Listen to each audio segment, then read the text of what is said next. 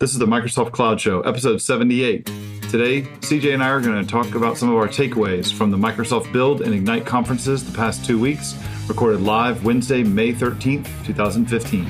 Welcome to the Microsoft Cloud Show, the only place to stay up to date on everything going on in the Microsoft Cloud world, including Windows Azure, Office 365, SharePoint, Exchange, Lync, and related technologies. Just the information, no marketing, no BS.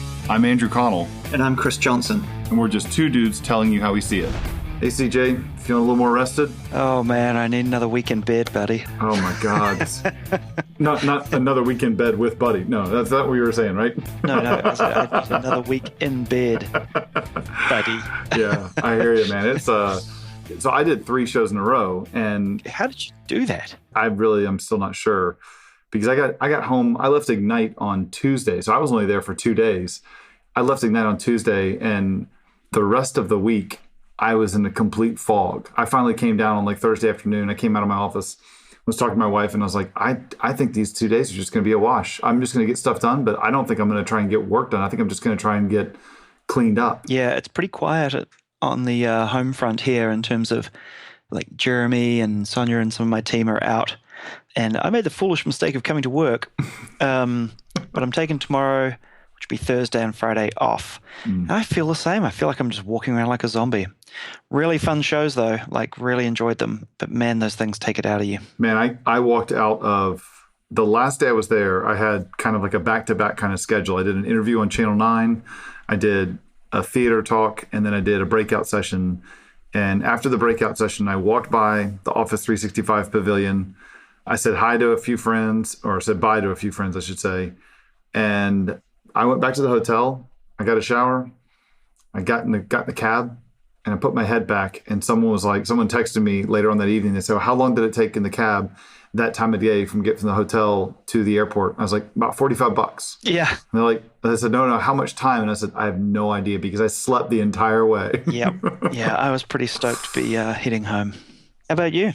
Like, what's it been like? You got back chilling out, catching up on chores at home, no doubt. It's been good. It's good to be home. It's good to be, I tell you, you come home from, being gone for 3 weeks, and then it's all of a sudden, I have a 10-year-old and a 5-year-old. Yep. They come right back at you, and you're like, I'm not used to having conversations with the small people. Oh, my goodness. Tell me about it. It's really hard. I explained it to my wife. I said, she was looking at me, she was like, are you all right? And I was like, I just don't feel like talking to anybody. Mm-hmm. And, I felt like I just was talking nonstop for like 2 weeks straight. And it's simple. I used up all my word quota, man. I'm just out of words. Yeah. All I want to do is sit on the couch, watching a fire, El Bundy style, and being like, totally zoning out. Anyway. I'm right there with you. I was maxed out. She looked at me and, oh man, I came home on Tuesday, and on Thursday, I found out, or maybe Wednesday, I find out that I have a science project that I have to help finish. And I also have to help study for a social studies test, and do dinner. And I'm sitting there at the dinner table, and I looked at him. And I know, we're parents, we do that stuff, we're used to it. But after those 3 weeks, she came home and she's like, you look like you're about to explode. And I'm like, nope, I'm just going to make it to 8 o'clock when they're in bed. And then I'm going to get a shower, and I might be in bed. She goes, we're not going to talk. I'm like, I'm done. No, we're not talking. Even if I'm awake, we're not talking. I'm just going to bed. Yeah. She goes, do you want a beer? I'm like, nope. I will fall asleep in the shower if I have a beer right now. Oh my God, beer. Booze is the last thing I could do after those shows. It was quite the detox. Hey, so what do you, like, putting you on the spot for a second, if you were to say what was your highlight and your one highlight and one low light from those 2 shows, from Ignite and Build, what would you say that they were? Wow. Do I have to do one, or can I throw like 1 or 2? Yeah. No, you got to go 1 each. I got to go 1 each. Oh, crap. I can start if you want. Go for it. I'll start to give you a little bit less on the spot. I would say the highlight for me was and by our, I mean our team put on the Office stuff at Build and at Ignite, right? And I would say just the reception and the level of interest in building and developing things for Office and Office 365 was really good. Like, I was really proud of everything the team did, and just seeing everybody engaged at the show. Like, at the booths, asking questions, doing the mini labs that we had there, just really participating. That just really blew me away, and it was a ton of work to do, but it really paid off. I think that was the highlight for me. I think the low light I would say is not having more time in the keynote at Build. So we got like, it's kind of a highlight and a low light.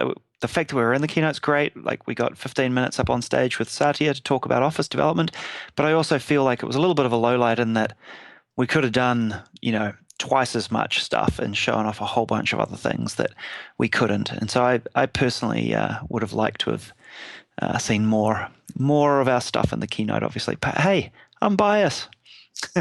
I'm not sure everybody else would have, but yeah, I'm a little biased too, because I remember sitting there. I sat with Jeremy Thake and Dave Pay and Doreen Brown and Chax and Richard Zerga, and I was like, same thing.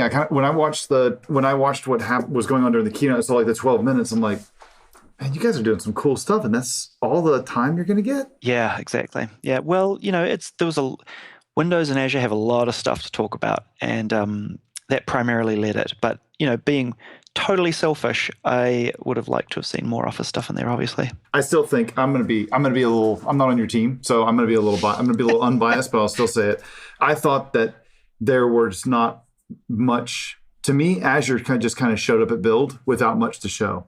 Not much like, here's what's new. And that was a little disappointing. I was expecting a lot more from them. That's not the first time I heard that. And what's also weird is that they come out with news all the time. Yeah, all the time. And not even that long before Build. And that's sort of surprised me at the time, thinking, oh, why wouldn't you just save that up for Build, Especially that whole thing with web apps and logic apps and the mobile. I saw that. I'm like going, well, they're announcing that early because they got so much more stuff to talk about. Yeah, I understand. I'm sure there's some sort of rationale behind it, but I'm not privy to it. So I've got no idea. It was disappointing, but I'm glad you said what your first one was, because I know you guys, seeing the reception, you said you were really happy about it. I'll be honest. I was very surprised at the number of web devs and Windows devs that were coming up to the Office 365 booth and showing that people were actually interested in that stuff. Yeah.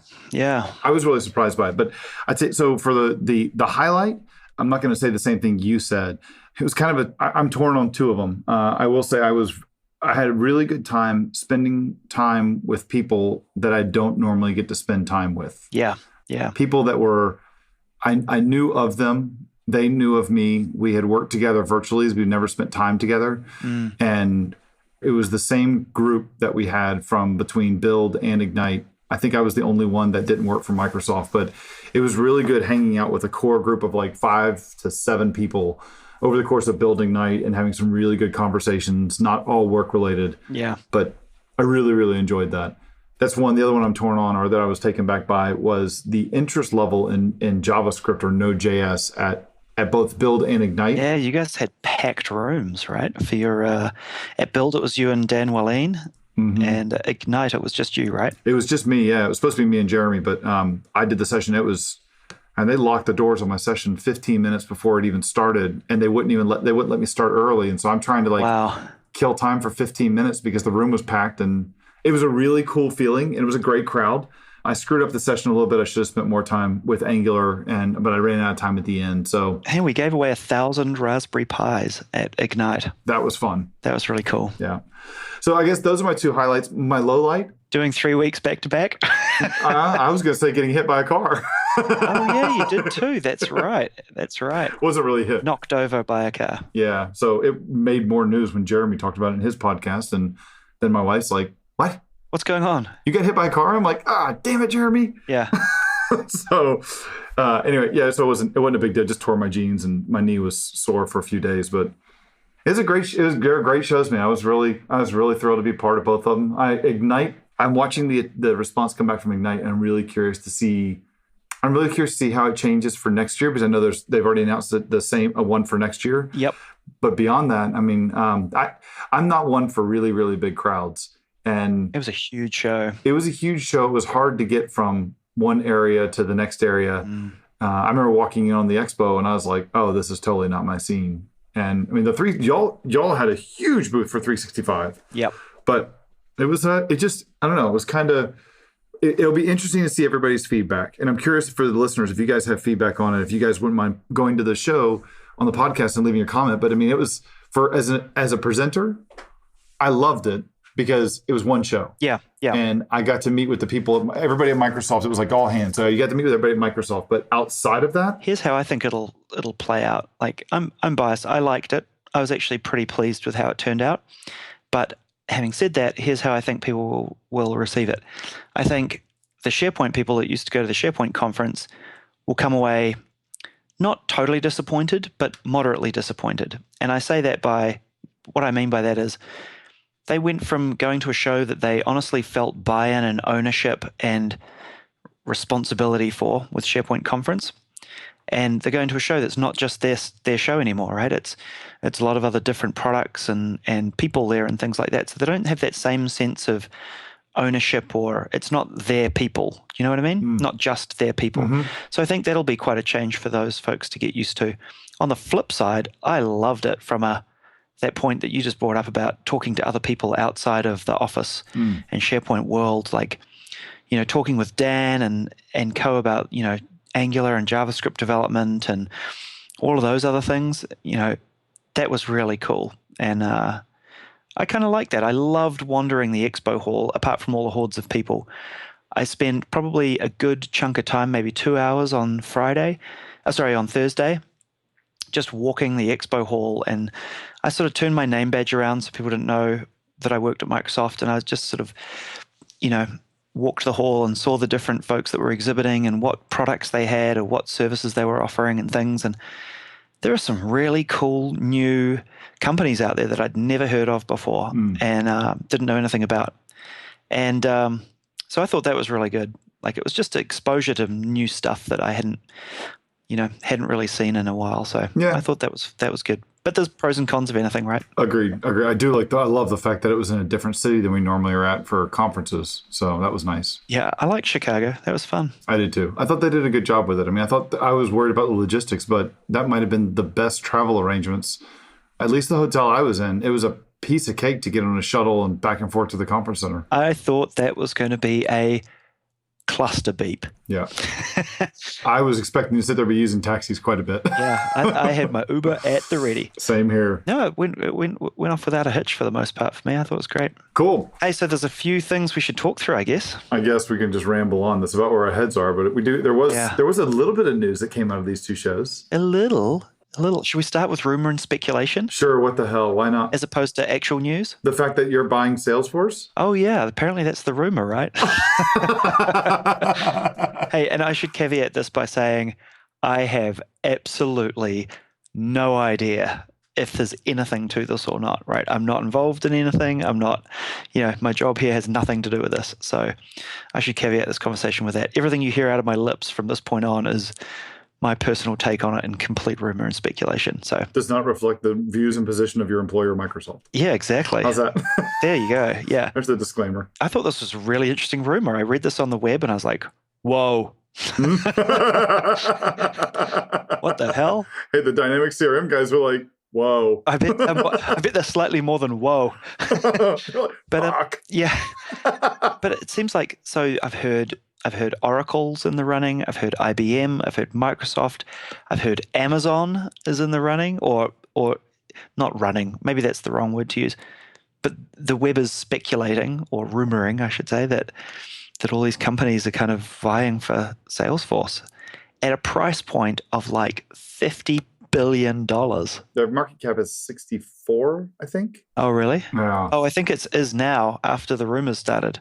I think it's 50 billion or maybe 55 at the time or something like that. It's funny. That was the rumor going around both in San Francisco during Build and at Ignite. And you even saw like a bunch of little banners about, Microsoft plus Salesforce, but it was more like partners. There was just so much stuff that was going on around that was just like, man, there's a lot of smoke around here. Is there some fire going? Yeah. I don't know. Like, I'm of two minds about it, I'm on the one side, I think like having Salesforce nicely integrate, like we're doing all the stuff for them in Office anyway, right? We're doing all of this integration work. Like, it makes sense for customers, but good Lord, that's a big company. That's a big company. That's a big integration to put together. So that'd be crazy. I thought that Yammer was a big purchase, but this would be like, Oh my goodness. Yeah. I have no idea what something of that size would take to pull off. a whole new division that's just for integration. I think it'd be pretty interesting. But at that price, man, I could think of a whole lot of other stuff I'd rather do. Yeah. Yeah. So that one, I'm kind of like, I'd want to sit back and have someone kind of explain, here's why this makes sense for Microsoft to do this, right? It's kind of like when the Minecraft thing happened. Like, why does this make sense? I do understand it, but I don't understand it. Is it just a purchase that's trying to be made? I don't know. But I'd be curious to see how it goes, how it plays out. Yeah, I thought, the one I heard about Amazon buying them was on Facebook. Like somebody posted it on Facebook and I was like, yeah, that makes a whole lot less sense to me. But I'm no expert, right? I've got no clue. Yeah. But just from a share, like how would Amazon pay for it? They don't have any money. Yeah. I mean, they've got lots of stock, right? They could buy it with stock or whatever, but they don't have cash like Microsoft or Apple or... No, not that I'm aware of anyway. Who knows? Maybe somebody smarter than I can chirp in on this. Then Oracle, like I could see Oracle buying it. IBM, I could see IBM buying it. Some of them don't make any sense. Some of them do, some of them don't. Some of them are just kind of like, huh? Wow, that's a big pill to swallow, man. Yeah. Anyway, we'll see, I guess. Hopefully we'll see who the suitors actually were and who, if anybody, ends up buying it at the end of the day. Yeah. We will see. We've got some friends who work there, so it'll be interesting to see what ultimately happens. Yeah. So that's a bit of rumor and speculation, but we also have some news, I guess, right? Oh, yeah. Yeah. So some of the news, let's start on the cloud front, on the Azure front, because there was some stuff that was announced at Build. There's a new thing. Well, I shouldn't say this. This is new for customers called the Service Fabric. I don't know if you took a look at this at all. Yeah, not in any great detail. I read a bit about it, but purpose of our listeners and for me, enlighten us, I see. So I'll put a link to it for what it's all about. But essentially, when you look at Azure, it's all like it's a bunch of different services, and these different services have different scaling requirements, and they have different provisioning requirements, and a lot of them are smaller services, a lot of them are bigger or something. And so what they've got under the covers is that with Azure for years, they have this thing called the Service Fabric. And what this thing does is it helps manage the scale for things that need to scale really, really fast, or for all the different Azure services. So this is the kind of thing that's going to help do orchestration and scale of microservices, or provision a ton of Azure websites when scale hits, or provision a bunch of VMs when the demand hits, and then be able to scale them back down. And what Azure's done is they've now productized it. They've made it available for customers. It's called the Azure Service Fabric. I guess the way that they're describing it is it provides high control platform that enables developers and ISVs to build cloud services with a high degree of scalability and customization. It was born from years of Microsoft's experience delivering mission critical cloud services and has been in production for more than 5 years. It's the foundational technology upon which Microsoft runs the Azure core infrastructure, and also powers services like Skype for Business, Intune, Event Hubs, DocumentDB, Azure SQL databases, across 1.4 million customer databases, and Bing's Cortana. So just show a bunch of different things there. It's just something that there's a good video to it up on for a session that was up at Build that we'll link to for people to go take a look at. Yeah, gotcha. That was one of the big things from Build that we didn't talk about. We did do I guess in episode 76, we did a brief Build kind of recap when we were there at Build. We had intentions to do that at Ignite. We had intentions to do that at Build. We had intentions to do that while I was over at Evo. Yep. Yeah. None of it happened. So sorry about that, guys. We'll catch up slowly over the next wee while, huh? Yeah. So, but that one, I'll put a link in the show notes to the Service Fabric. That one's pretty cool for those of you who are building applications that need some crazy big scale. So that's a cool one. Yeah, nice. And then they also announced a bunch of pricing things like general availability for things like operational insights and Express Route Premium. There's a cloud app discovery for Azure AD Premium, which is pretty cool. Yeah, this one's interesting. Yeah, this one lets you use, if you have a cloud service that you're using within your organization, it helps you find what cloud services you're using that have been hooked into your Azure AD.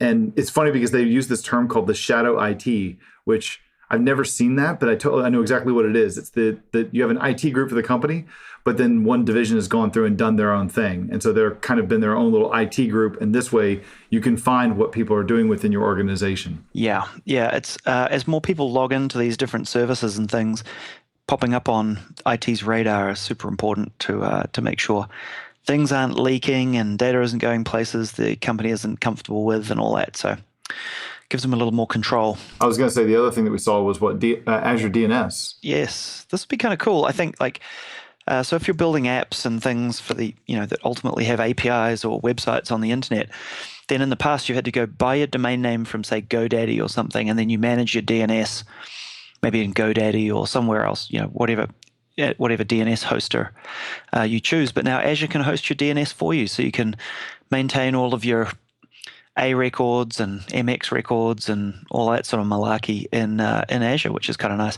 I guess it all just brings it in as part of the fold, and you can take advantage of doing all of your hosting of your apps and everything, and hosting of your DNS all from one place, and in a nice robust way, I guess. Yep. Your DNS is going to be up because it's hosted with Microsoft's DNS infrastructure. I guess we don't want to go too long here. You want to talk a little bit about some of the Office 365 stuff that you guys have done? Yeah. Or that you announced? Yeah, so the big one, we briefly mentioned it, was we announced at Build that we were going to do extensibility in Office on iPad, and Excel was the first cab off the rank.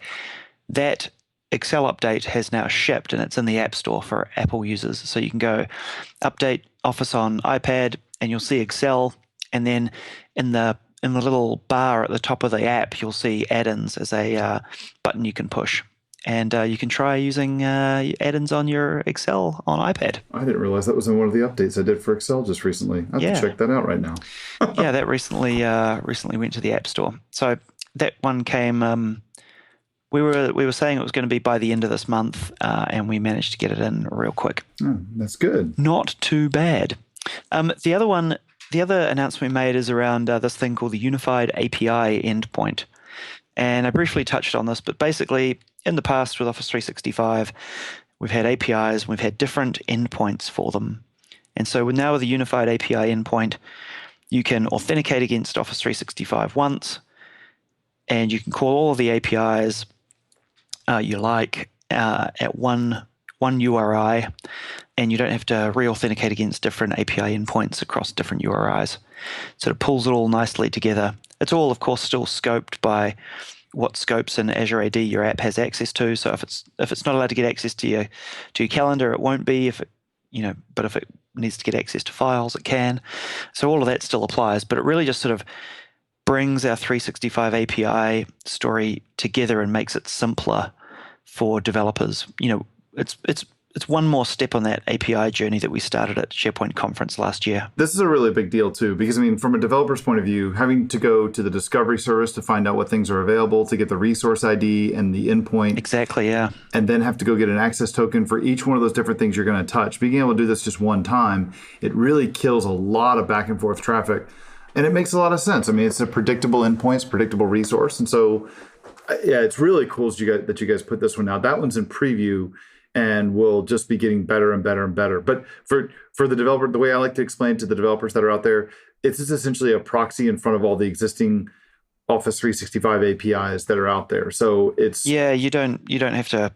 I think Yena at Build, I think it was, did a demo where she took an app that called the existing Office 365 files in API, I believe, and then changed the endpoint and reran it against the unified API.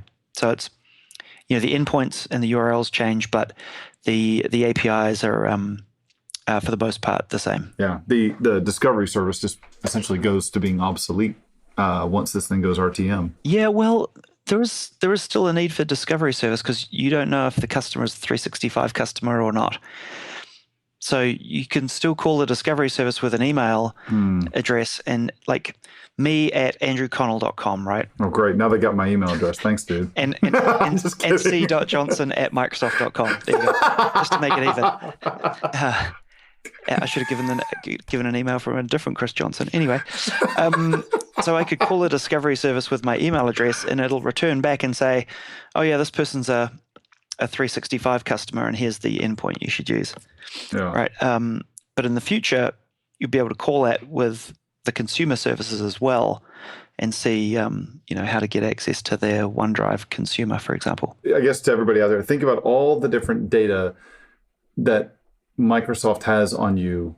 Wouldn't it be cool if this thing like went crazy far? Like, go all the way to even if you're Xbox Live and you want to be able to get that kind of consumer data, or it's not just Office 365. I mean, there's tons and tons of stuff that you could see where this can go. So this is just the tip of the iceberg. It'll be really cool to watch how this evolves. Yeah, still early days, and it's just, like I said, it's the next step on our API journey. We knew we wanted to do this for a long time, but it's a stair-step approach. Yeah. This is the big one. This is, I guess, y'all's big news that came from Build. You had other ones for the video portal API, OneDrive for the OneDrive API, OneNote API, Skype SDK. Yeah, there's a blog post with a whole lot more in it that is up on blogs.office.com/dev. There we go. And then I guess the other big news for most of our listeners is the big Ignite news, and that was around SharePoint 2016, the next version. Yes, exactly. We could probably do a whole show just on that, and maybe we should invite Bill Bayer to come talk about it. I'd love to do that. Yeah, if he could do that and just sit there and go over that stuff, that'd be big, because Bill did a couple sessions. He did one called The Evolution of SharePoint Overview and Roadmap, and another one on what's new for IT pros in SharePoint Server 2016. We'll have links to those in the show notes, but holy moly. I think we can justify it. I mean, there's a big hybrid story in there. We'll just make him focus on that. Keep it cloudy. What's cool about it is that you can see how the fact that Microsoft has been hosting SharePoint in Office 365, that what you've learned, you can tell stuff has come from that experience down to the on-prem product. Oh, yeah, of course. Some people are like, they didn't listen to us all that time. And it's like, no, it's totally different.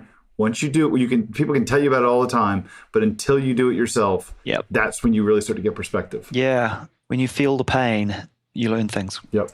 That's a good thing. That's good. That was the big takeaways, at least for me. Those are the really big things. I'll put a link to the Office 365 news roundup that talked a lot about stuff from Ignite and Build that's out there. So take a look at the show notes. A lot of stuff out there. But yeah, last 2 weeks have been crazy busy and crazy content. So it's been, we were talking about what we're going to do in this episode. It's like we could talk for 4 or 5 hours, but yeah. And apologies for I sound completely brain dead. So apologies for that. Hey, there's a reason why we didn't try and do this last week at all. We were both like, and we're like, who? Not shipping. That's right. Cool, man. All right. We'll do it again next week. Cheers, AC. See ya.